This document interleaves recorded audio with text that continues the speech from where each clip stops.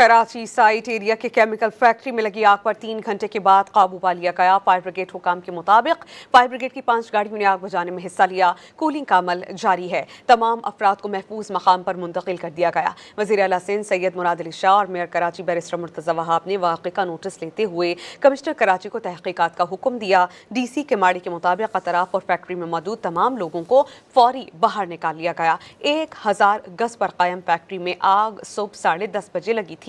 तर्जुमान Sindh rangers के मुताबिक आग की शिद्दत को मद्देनजर रखते हुए सिंध रेंजर्स एहलकारों ने रेस्क्यू ऑपरेशन में हिस्सा लिया।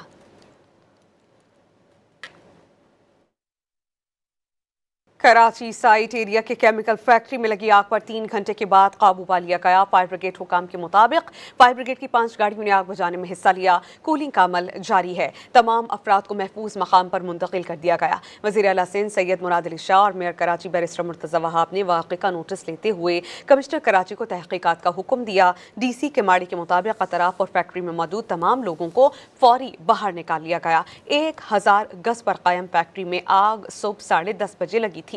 तर्जुमान सिंध रेंजर्स के मुताबिक आग की शिद्दत को मद्देनजर रखते हुए सिंध रेंजर्स एहलकारों ने रेस्क्यू ऑपरेशन में हिस्सा लिया।